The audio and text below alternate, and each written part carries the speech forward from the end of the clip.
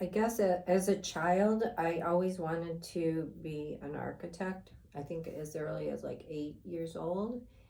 And at the time, that was not considered a woman's profession. And so my father's best friend, who I admired, told me that I couldn't be an architect because I was a woman. And I went, oh, okay. But then as time went on, I realized that was possible, although difficult. And so I still remember that man telling me that I couldn't be an architect. So that became like a driving force. Yeah.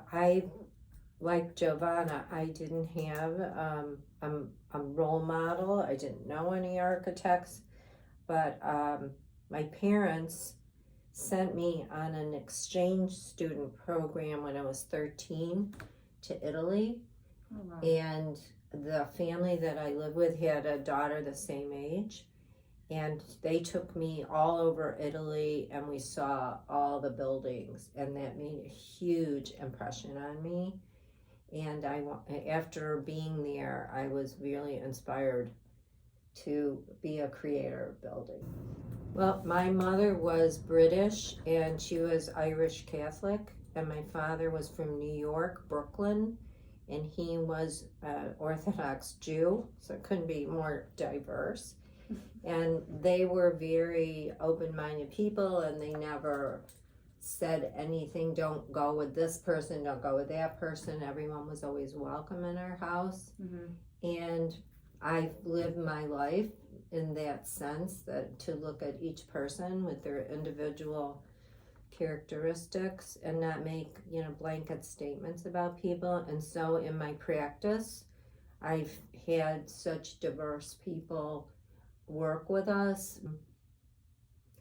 There is a book that was really heavily used when I was in architecture school, and of course I can't remember the name of it, but I have it, and really helped people in architecture to develop the process of coming up with an idea, brainstorming an idea, coming up with an idea, creating a program, testing the program, eliminating things that are unnecessary, and coming up with a final solution. And I think that is a good process. In our company and the people that I work with, there is no ego, and so everybody has something to contribute. And so on our projects we have multiple people, so that is an integral part of the process, is to be able to listen to others, take the best of what everybody has to offer, and make it all about the project and not about people. Right. So the collaboration is just an integral part of that. And you have to be able to step back and look at the project, which is not always easy to do if you've been working on it a long time, and maybe even just ask somebody, bring them in to critique it or give their opinion, and do a formal critique and have other people look at it.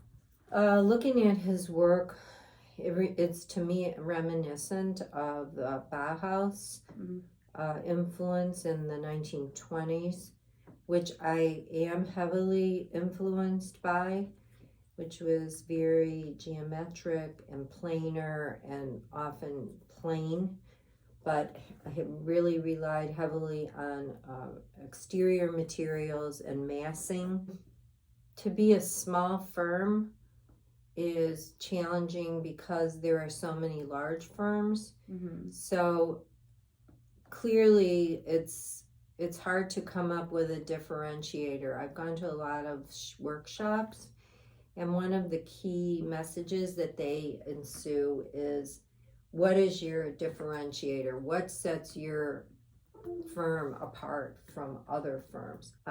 Someone once told me when I was in architecture school, don't get good at anything that you don't like to do. Mm-hmm. And I would say that's probably a really good thing to get under your belt.